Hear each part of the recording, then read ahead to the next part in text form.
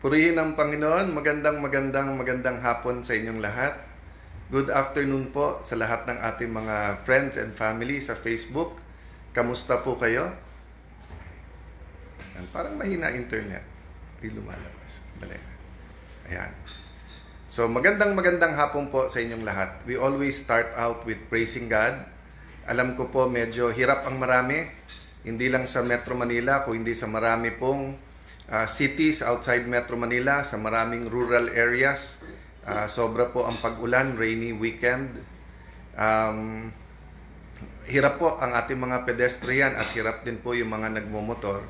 So we thank God for the opportunity to pray for our nation. We thank God for the opportunity na nare-reveal ang mga problema sa ating bansa. And we also praise God na through the internet, through the international scene, di ba? Nakikita natin kung ano solusyon ng mga ibang bansa. So nadidemand natin sa gobyerno natin na kailangan maganda din ang solusyon sa atin. So bati muna ako, Ayel, Dalia Osorio, more hearts to you. Planas Daylin Brasona, si Angie, si Mercil Mission pa din.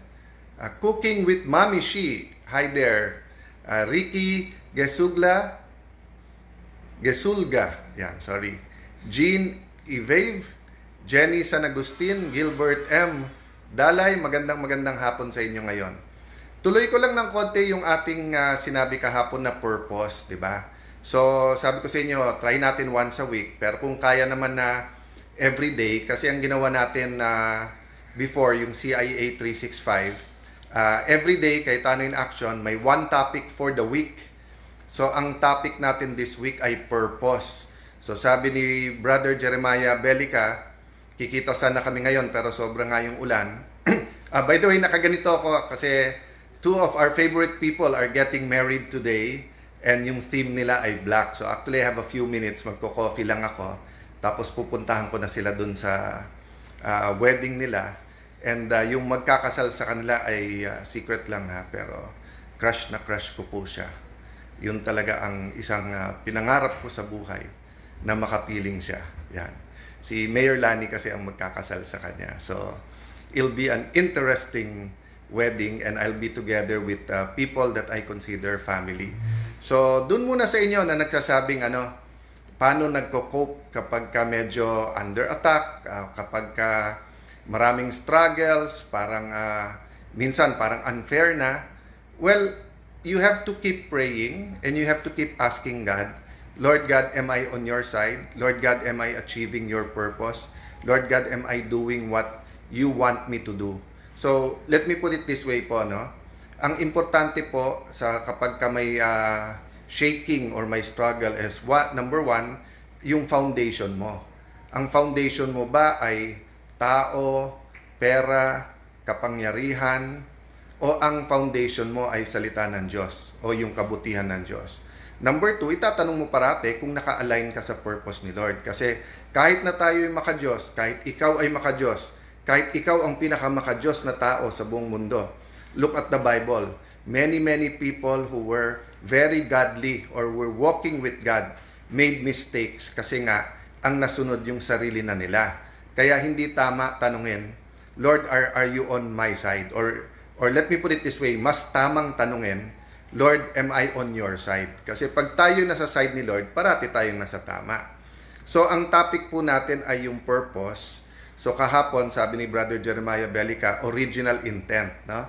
Ang sabi ko naman yung the why. Diba? So, dun sa mga inventor, na-invento yung telepono. So, anong purpose? Communication. But nung na-invento yung cellphone, different kinds of communication kasi may text message na. Tapos meron na rin pocket diary yung phone.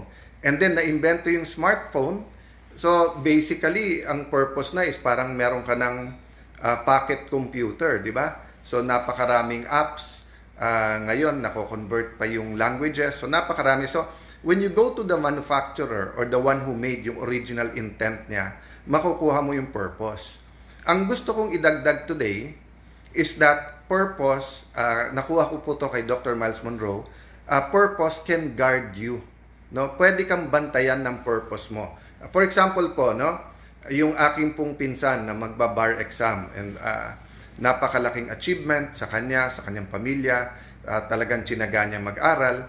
So nung tinatanong siya ni Lani, anong plano mo? So yeah, so many hours in the whole day, halos kakain lang siya ng meal, tapos magwo-walk around lang para may konting exercise. So may purpose kasi siya, which is pumasa sa bar exam. So yung purpose niya ay binabantayan yung oras niya every day. Isang idadagdag ko doon, pag may purpose na binabantayan ka, planning helps, di ba? Kasi pag hindi mo plinan, ibig sabihin pag medyo bara-bara or bahala na si Batman, pwede kang bantayan ng purpose mo pero pwedeng maraming masayang. Ang magandang example dyan, mga athletes. Tanungin nyo kahit po sinong athletes, lalo yung first time pa lang mag-champion, di ba? Tanong nyo po yung whether of course, ang mga gold medalist natin po sa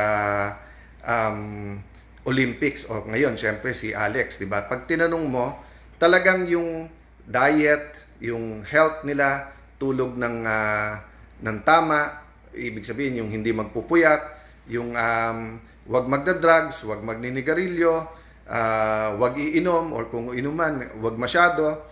Tapos yung training program nila, di ba? Makikita mo, ginaid nun yung purpose nila, yung gusto nilang magkaroon ng gold medal, di ba? So yung planning helps them kasi nakakapag-set ito ng mga goals. Jenny Abigan from Japan, magandang hapon sa inyo.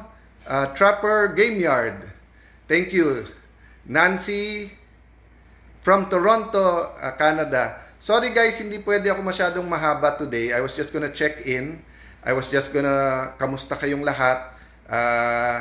Rainy days, pray for our country. Let's look at problems but let's also propose solutions. Huwag tayo mawawalan ng pag-asa. Sabi nga, laban lang. Parati natin i-base sa salita ng Diyos. Sabi nga po, kung anong ating itatanim, yan din ang ating aanihin. That's a biblical principle. From Tagbilaran City, Bohol. So, maadyong hapon sa kaninyong tanan, mga taga Bohol. Sana makabakasyon din, makapasyal. Pero medyo sabay-sabay lahat ng trabaho at sabay-sabay lahat ng problema. May challenge din tayo sa ating ekonomiya natin.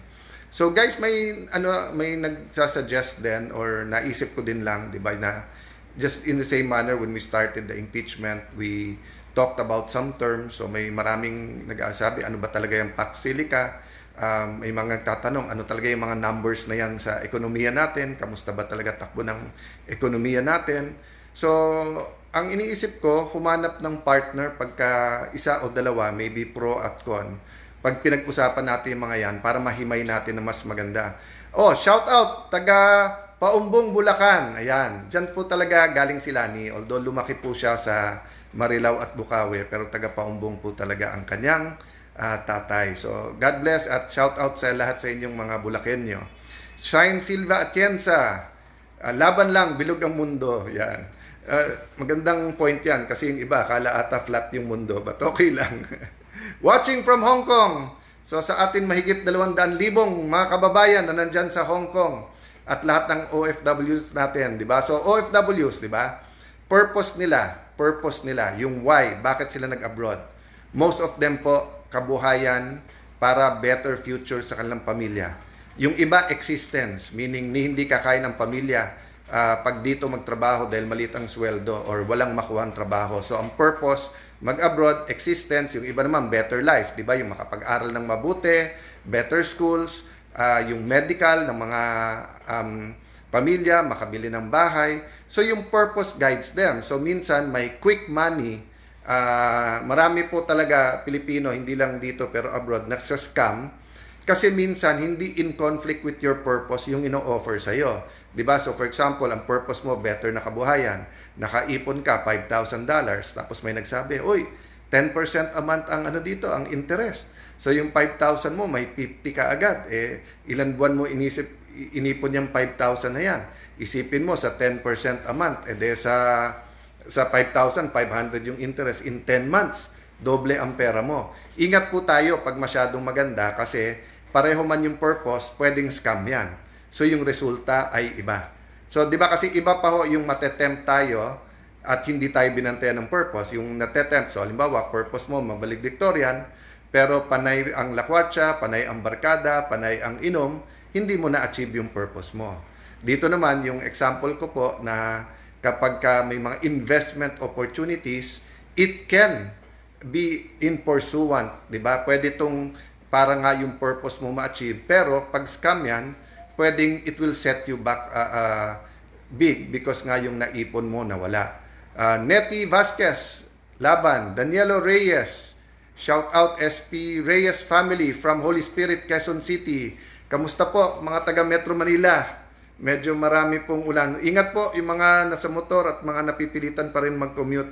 So God bless you guys. O yan, mga taga Dubai, mga kapatid natin Muslim, Assalamualaikum. Susana Magbanwa, good afternoon sa iyo. Pastor Wilbert Butchal, God bless you. God bless the Goshen Center. Happy birthday pala. Di ba, nag-birthday pala si Bishop Jonathan David. So, sa lahat po ng mga nagpre-pray for Jonathan David, God bless you and happy birthday. Happy birthday din po sa isang incredible na man of God, si Donald Sariano. Pastor Donald po, dyan po sa bandang Baguio, sa bandang Itugon, doing great work for decades and decades and decades. God bless you po. Aimee Balila, maulan dito, Tansa, Cavite. So keep safe everyone. Alam ko na. Kaya ako nga naisip mag-vlog, nakalimutan ko lang. Kasi nga kahapon, katambay ako sa bahay, may binili akong bagong libro, nagbabasa-basa ako, kinascan ko lang, nagpre-pray, umulan ng malakas. So pumunta ako doon, tapos naligo ako sa ulan. Favorite ko po yun nung bata ako. Actually hanggang ngayon pa rin, basta't malakas na malakas yung ulan, tapos nasa bahay lang ako. And I remember two things. One, God provides. And number two, it doesn't have to be costly or expensive for you to have that provision from God. Diba? So minsan, parati natin pinagpre-pray na solusyon ay napaka-high-tech o pinagpre-pray natin ay napakamahal na mga bagay. But minsan yung small joys, di ba? Halimbawa, being with family, yung makapagkapit together, di ba? Yung ngayon, yung wedding. So siguro, prayer po ng couple ay everything goes well and makarating lahat ng kanilang loved ones at bisita, no? So yun po ang konti kong i-add sa na blessing this Sunday. Baka tomorrow po, we can count our blessings. Kahit gaano kasimple yan, minsan nga yung mas simple, marirealize natin later in our life, it's more important to us. So God bless you everyone. Don't forget, tomorrow, spend time with God and pray for our country.